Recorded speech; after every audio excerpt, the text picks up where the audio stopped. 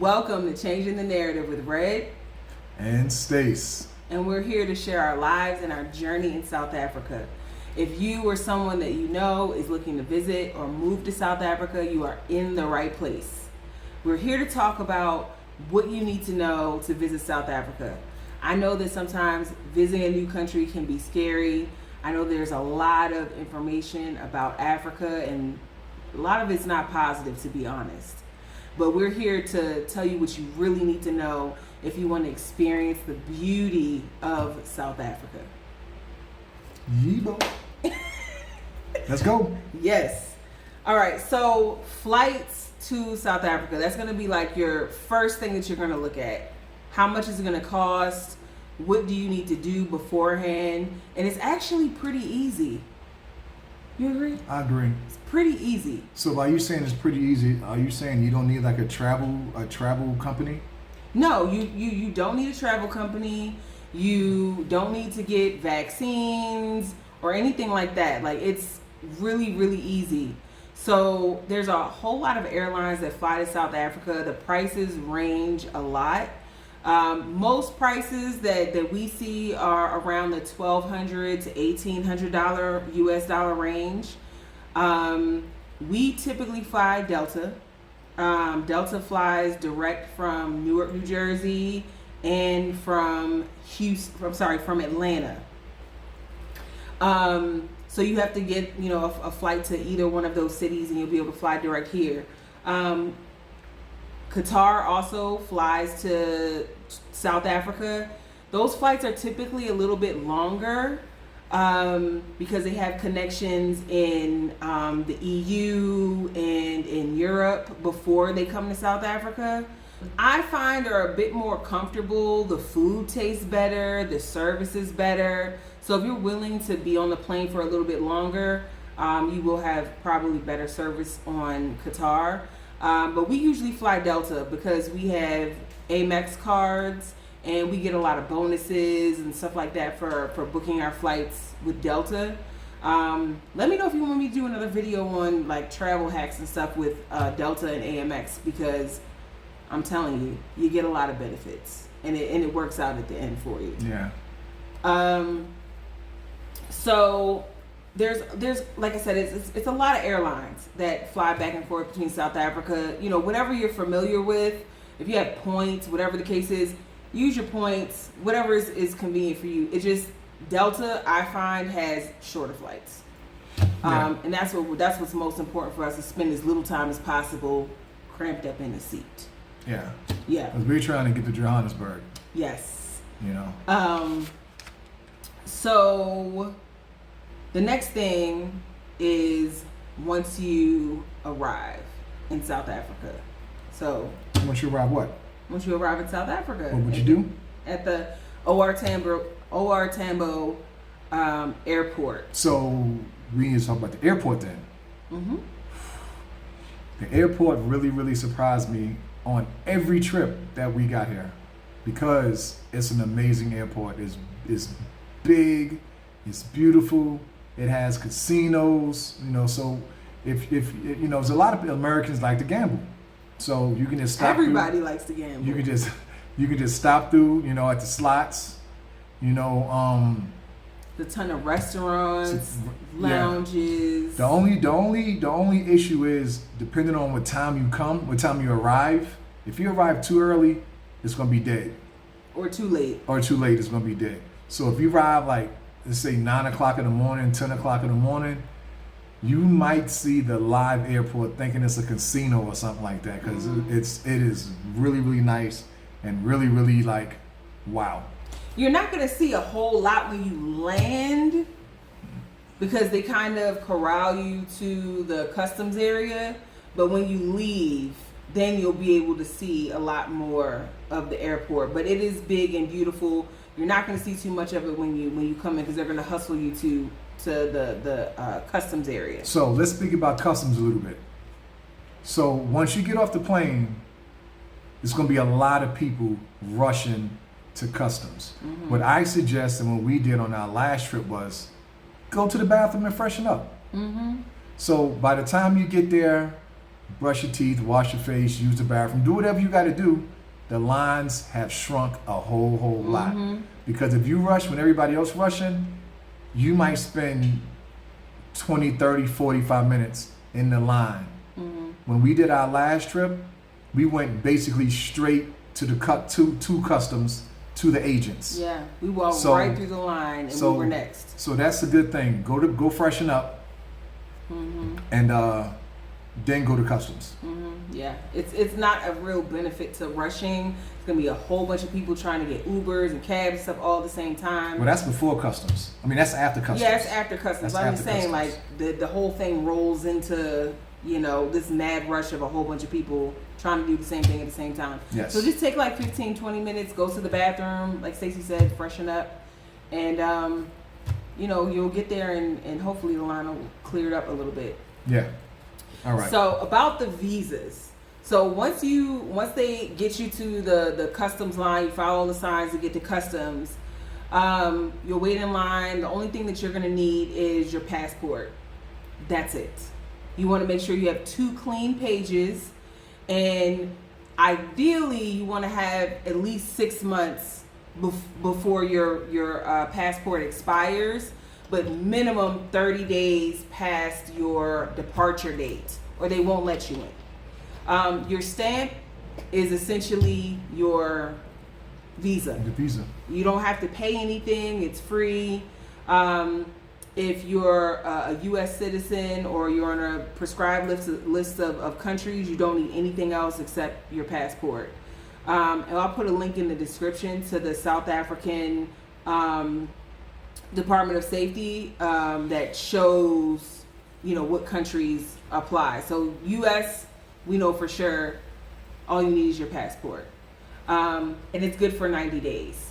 If you're planning to stay longer, if you get into your trip and you realize I want to stay beyond my 90 days, there is a process for you to extend your visitor visa for an additional up to 90 days. But it is a process. And if you want us to do a video on that process, we can certainly do it because we're actually getting ready to do it soon.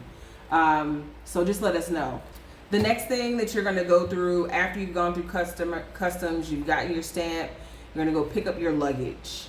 Pretty standard. There are a lot of baggage claim workers that will offer to assist you or insist on assisting you, and typically they do expect a tip. $1 or $2 is fine. You're probably not going to have South African rands on you at that point when you enter the country, so $1 or $2 is fine. I wouldn't suggest tipping any more than that. It's not necessary. It is their job to assist you. It's just an additional, little help, just like if you go to a restaurant or something and you tip. Nothing beyond $1 or $2 is necessary. Now, if they go above and beyond, you can do, because like when we came here, Red had a busted bag because she cheap. So what happened was, when she pulled the bag off did I pull it off or you pulled it off? I pulled it off. She pulled it off the conveyor. The bag just completely busted open. Yeah. And the young ladies ran to us and trying to help us, and it was really, really nice. Yeah. Granted, just like Red said, we didn't have any rands. Rands is South African currency. So, and I didn't have any small bills. So it was their lucky day. Yeah. They got $20 a piece. Yeah. It was their lucky day. But yeah, I was like, it was their lucky day, and they actually helped us. They helped us from baggage claim all the way till our brother Clannis picked us up. Yeah, all the way to the parking garage. To the parking garage. So we thanked them, and they got a pretty good tip from us, and that's that. Yeah. So that brings us to the next step: your transportation, getting from the airport to wherever you're staying. When you walk out of the customs area, out of the baggage area, actually, there's a desk there for getting assistance for calling a registered taxi. If you need a taxi service, not like a e-taxi like Uber or Lyft or Bolt, if you're wanting to get an actual, like a yellow taxi, that's where you need to go to set that up. when you're walking through the airport, there's going to be people that will approach you and say, hey, I can take you so and so, you know, and they'll offer rides and things like that. Those are unregistered taxis. Do not take them. Say it again. I don't care how nice the person looks. They may be genuinely just trying to make extra money and drop you off at your hotel and nothing will happen. Yep. But your safety is priority over getting a deal or a discount on your transportation. They are not registered, so there's no regulations, there's no GPS looking out for you or knowing where you've been dropped off or that you've even been picked up. At least if you use a registered taxi service, they have records of them picking you up at the airport and who picked you up and where they dropped you off at. Yes. Same thing with Uber, Lyft, Bolt. We don't typically see in the US, but Bolt is pretty popular in South Africa. So any three of those services or a registered taxi service are perfectly fine and safe. Definitely set up any security measures that those providers offer, pins, additional authorization, tracking, any safety features they have, enable them. And I'm not telling you this because it's extremely, dangerous, but you should do that anywhere that you are, because anything could happen. So you want to have as many safety features set up as you can. Safety first, y'all. Yeah, the third way to transport from the airport is a shuttle. Just like in the States or anywhere else you are, a lot of times the hotels will offer a shuttle service to get you back and forth to your hotel. Those are totally fine. There's a separate designated area for shuttles. There's a separate area for registered taxis, and there's a separate area for the e-hail taxis, which is your Lyft, Uber, and Bolt. So you just want to pay attention to the signs, and you're going to go to the parking garage areas for those different pickups. Okay, one other thing. Since we're on the topic about the safety and all, also on your phone, download the Currency app. Because like in the US, typically when you get a shuttle ride from the airport, it's free. Here, they might charge you how far it is from your hotel to the airport. Because I remember when we left from Santon, the guy charged us $40. I mean, whatever that is in rand. Mm-hmm. But so just put that app on your phone so you can know exactly what the currency is. Mm-hmm. It's a Currency app. Yeah, and you have to. So like if it's a paid service, like so sometimes it's a hotel shuttle operated by the hotel. Sometimes the hotels will have recommended taxi services, and that's what you're talking about. A taxi service that they will kind of contract out to pick you up and drop you off, and you do need cash to pay them. You can't pay them in U.S. dollars if you don't have cash, and that's why Stacey was saying like you need to have the currency converter so you know how much cash to have on hand to pay them in U.S. dollars. Places to go in Johannesburg when you get here. There's so many. But we've been in so few. It's so much to do. You can't do it all on one trip. Right, and that's another thing I got to tell you guys. On all our trips, Durban, Cape Town, you guys always say, go here, go here, go there, go here. You cannot do all of that in an 8-day, 5-day span. Mm-hmm. You can't. But the thing is this, y'all, we're here. We're not going nowhere. So, we can't do everything in a short stay. But the next time we go to Cape Town, we probably won't do the same things that we did this last time. Besides Rands, we're going to Rands. But I'm just saying. So places to go in Johannesburg. The very first place. What you going to say? No, I was going to say check out our video on Cape Town. We're gonna put it right there in the link. Anyway, Altitude Beach. Great experience. That is the jam. Yeah, it's like a high-end bar lounge. It's a pool there. Like, go ahead, Stace. No, you're right. Everything you said. Last year we spent Red's birthday there. She had a surprise birthday at Rand's. No, at Altitude Beach. I'm sorry. It was amazing. We had a bunch of our friends show up. So Altitude We're gonna Beach. put a link to it. Altitude Beach is a real chill spot. It's plenty space. Like Red said, it has a pool in the middle of it. And guess what, y'all? It glows in the dark. And nobody's in it. The DJ plays really good music, and you're gonna hear some American hip hop, R&B, all of that. The South African classics, pop music. It's gonna be. It's everything. It's the jam. Since we've been back this trip, we haven't been yet, but we're gonna go. Shit, we might go this weekend. Who knows? But we're gonna know we can't go this weekend. Maybe next weekend.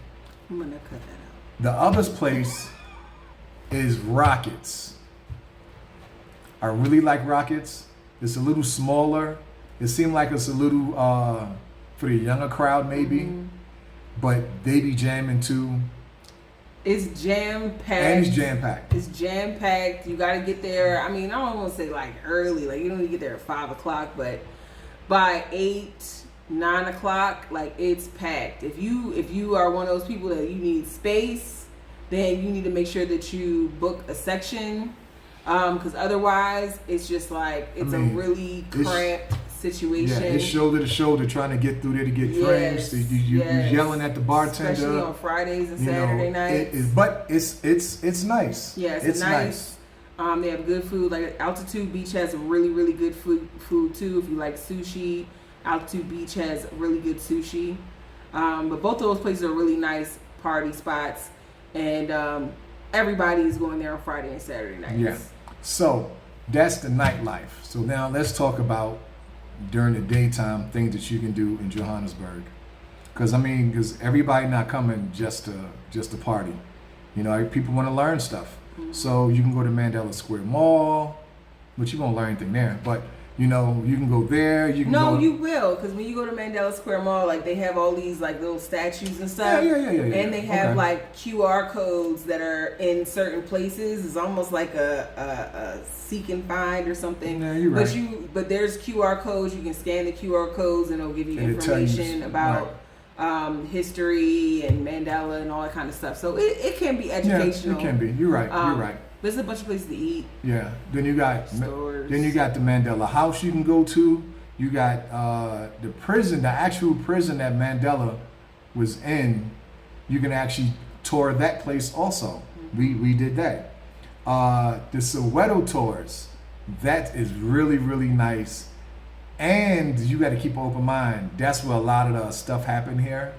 So it's a lot of it's a lot. It's emotional.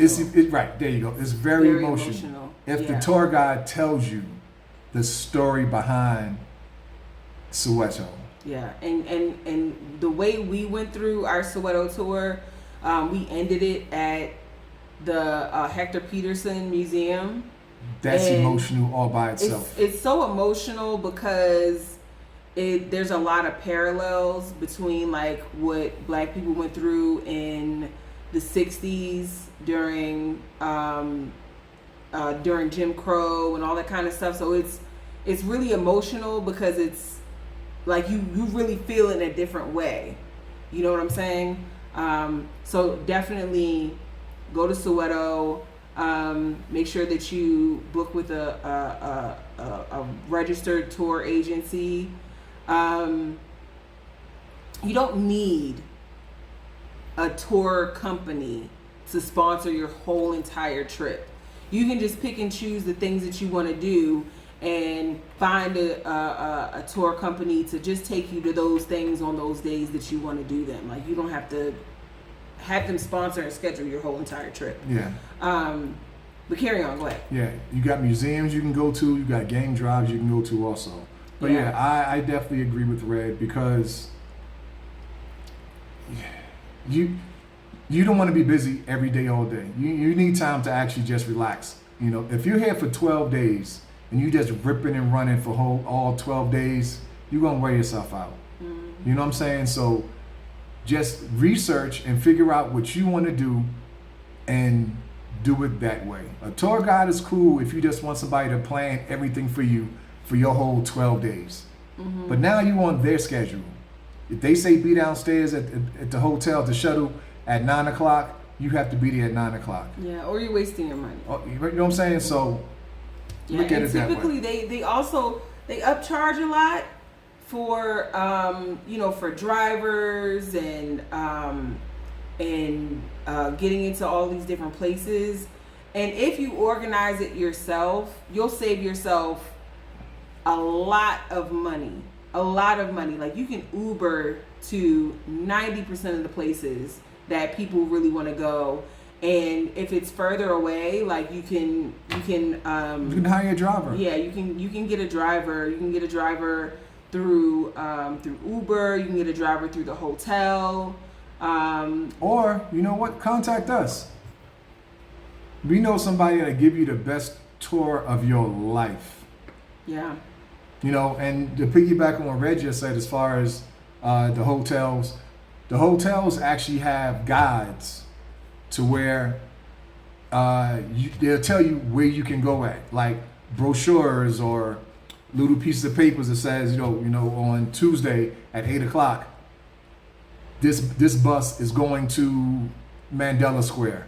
Yeah. Wednesday at so and so, this bus is going to the cradle of humankind. You know what I'm saying? Those are like the red bus tours. I think a lot of people are pretty familiar with the red bus tours, but Johannesburg has a red bus tour. Cape Town has a red bus tour. So those are really, really convenient and inexpensive to get you to the hot spots of the city. So I would definitely recommend the red bus tours, and if they're available. We really, really enjoyed the Cape Town red bus tour. We haven't done the Johannesburg one. We can do that. But we should. But we've heard the Johannesburg tour is really good too. It takes you all the hot spots and you hop on, hop off in the spots that you're interested in. You don't have to see everything, but it's a really convenient way to get around. Yeah, we need to do that before the weather change. Yeah. All right, what's next? So places to stay. Safety whenever you're going to a big city is always a concern. Even if you were going to like Houston or Atlanta, there are certain places that you don't want to stay in. So go ahead, Cece, tell them the top spots that we would recommend areas to stay in. The number one spot that most Americans stay in when they come here after they do all their research and after they talk to friends who've been there is Rosebank. Mm-hmm. That's the number one spot. And that's where we at right now, Rosebank. Yeah, it's in the middle of everything. Like there's a mall walking distance from where we're staying at right now, like literally right outside the door. The mall's right there. And the malls here are really convenient because they have grocery stores, they have liquor stores, they have restaurants, they have places to shop, everything you could need. Did you say liquor stores? Yeah, liquor stores. Anything that you could need right in the same spot. So the malls here are not, I don't want to say not like the ones in the U.S., but in the U.S. you typically are not going to find a liquor store, a grocery store, or liquor store in the mall. So not. like everything you need is right there. This is a strip mall, but like a real mall, no. Yeah, they've got everything there. Everything, pharmacies, everything. Yeah. Okay. Next one is Santon. So we stayed in Rosebank, where we at now, and on our first trip we stayed in Santon. Go ahead and give us information on Santon. Santon. Santon is like a business district, so it's not a whole lot going on after like 6 o'clock, but it is kind of central to everything else. So it is a good place to stay. We stayed at the Protea something like that, right? Protea Hotel in Santon, and it was right next to a mall, so it was really convenient. Everything we needed was right there. There was a restaurant bar called Saint that was right next door. There was a restaurant called Bull Run that was attached to the hotel. Yep. So it was a really convenient place to stay, to get back and forth everywhere. And then right down, like feet away, it was a strip of food spots. Yeah, walk and roll, rib spot. Short, it's a strip. Short walk down is truffle Truffles on the Park, which is one of our favorite restaurants. And we haven't been there yet since we haven't been been there since we've been back because we're in Rosebank. It's like maybe like 20 minutes from here. We just haven't made our way there. We've been, getting ready to move into the place that we're renting and stuff like that. But okay, Stanton is a good spot to stay. Stanton's a good spot for sure. Now the next two spots we never stayed in, but I've heard nothing but good things about it. We've never been to Melrose Arc, but from what I understand, it's a very, very nice place. Waterfalls, we've been there, but we didn't stay there. Waterfalls is beautiful. Beautiful. And they got this big old mall called the Mall of Africa. It's one of the biggest malls. I think it's the biggest mall in Johannesburg, I believe. Yeah. So you definitely want to, I would say if you're like into shopping and, you want to see malls in the area that you're staying in, it's definitely a mall that you want to visit. Like it's immense. It's gigantic. And some of the same stuff that you're going to see in the United States malls, you're going to see in this mall. Yeah. And guess what? Some of the stuff you don't see in the malls of the United States, you're going to see in this mall. Yeah. A lot of food selection, Yes. Lots of stores. I've noticed in South Africa that they have a lot of South African brands. You will find like your Nike and your Adidas stores and stuff like that. But they have a lot of local brands that they sell in the stores, which is awesome because if you go there and you find something that you like, you're going to go home and nobody else has it. Nobody. Like Unless they've been here. Yeah, unless they've been here. It's like, so you can go back. Like, I would suggest bringing at least a half-empty suitcase. At least a half-empty suitcase when you come, if you like to shop. Because you're going to go home with bags, you're going to go home with jackets, you're going to go home with accessories, shoes. Like, it's just so much stuff that you're going to want to buy. So make sure you have the space for it. And then not to mention the stuff that they sell on the side of the street. Yeah. People want to approach you the whole time you're walking down the street, trying to get you to buy stuff. Handmade. Yes. Handmade jewelry, paintings, figurines, statues. Yeah, it's a lot. It's definitely, you have a lot of options for shopping. So make sure that once you get here, find out how much your bank charges for international fees and all that kind of stuff.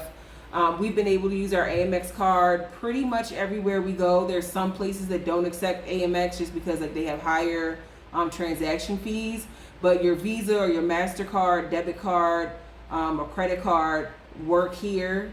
But I would suggest also going to the bank machine and getting some cash, because if you're buying something from off the street, from a street vendor or something like that, or for some reason your card doesn't work, you always have that cash to be able to pay if you need to.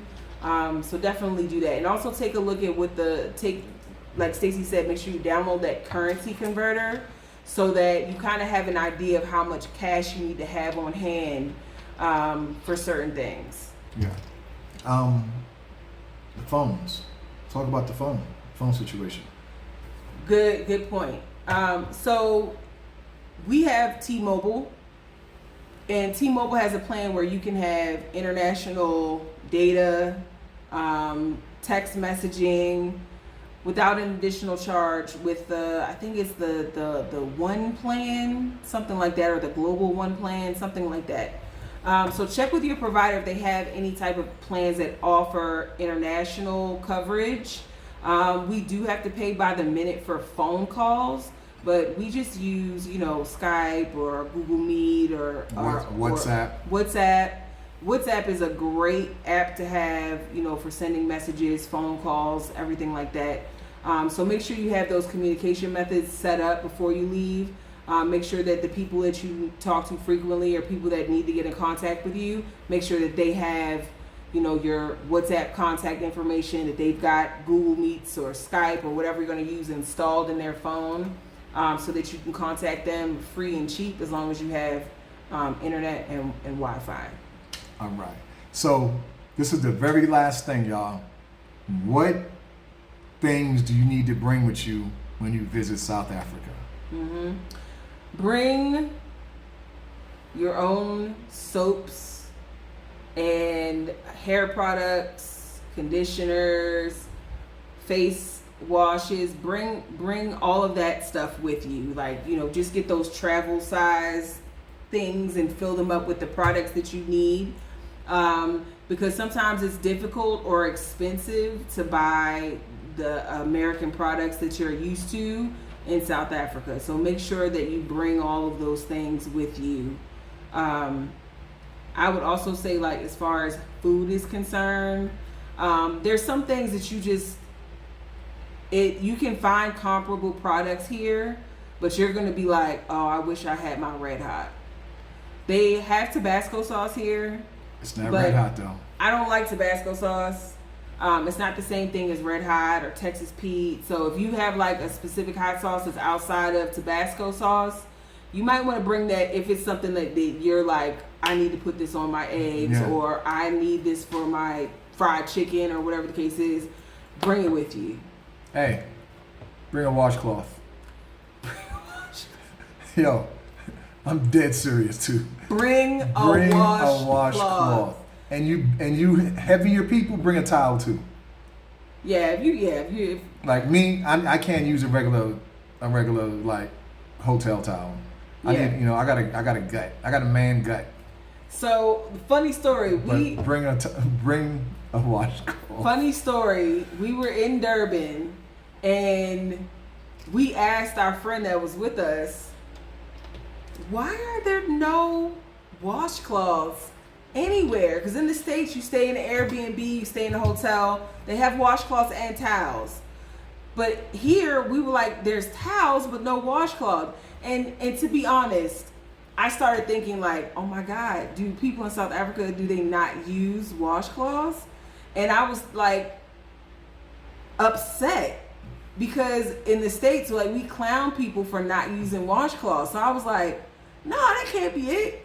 So we asked, and our friend and the person the person that was working at the restaurant that we were at, they heard us talking about it and jumped in and like, oh, because people steal. They steal the washcloths. They will steal them. So they just don't provide washcloths. So they know they're not going to be there when they leave. And I was like, I mean, that makes sense. Yo, yeah, he had us laughing. He said, yo, he doesn't even give silverware out. It was funny. It was funny. But yeah, bring a washcloth, y'all. I cannot explain to you like the joy that we have found here. Our first couple visits just inspired us to move and just enjoy like the spiritual leavening. I mean, like it wasn't until we were on our flight back the first time that I realized how much stress I had been able to let go of and how much I was taking back on when we got back on the plane.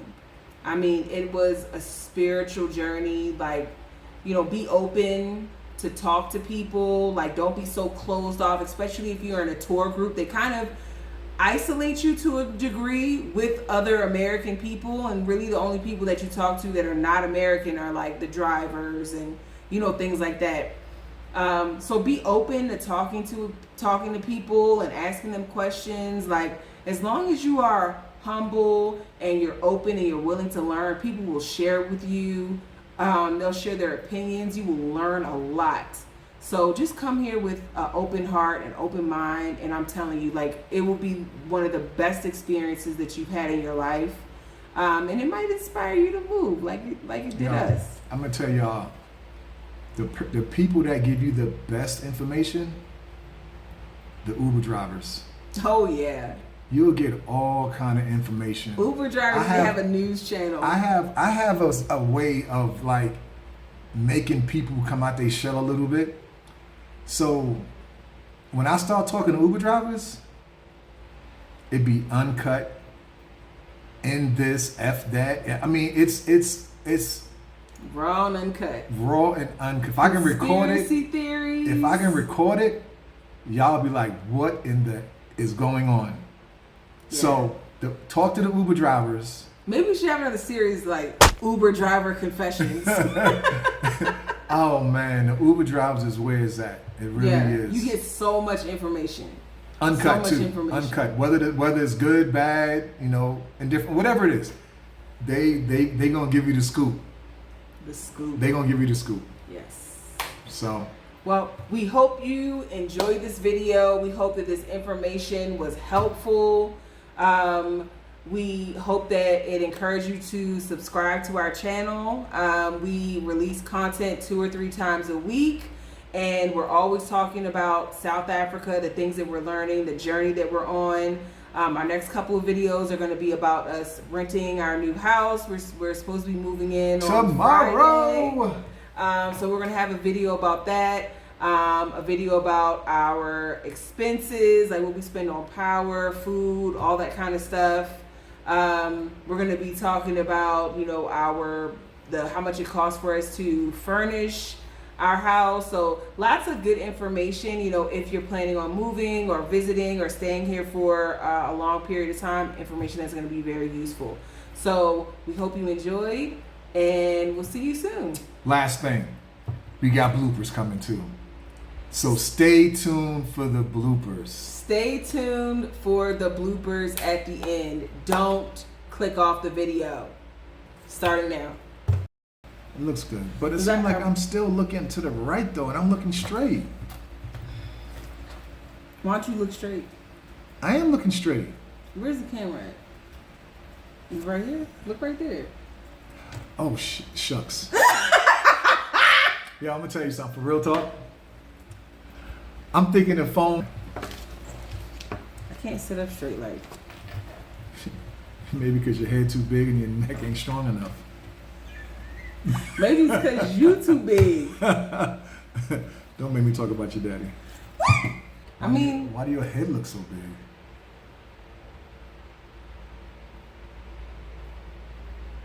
Awkward silence. Still awkward silence. it's not silence because you keep talking. Nice. Let's get it.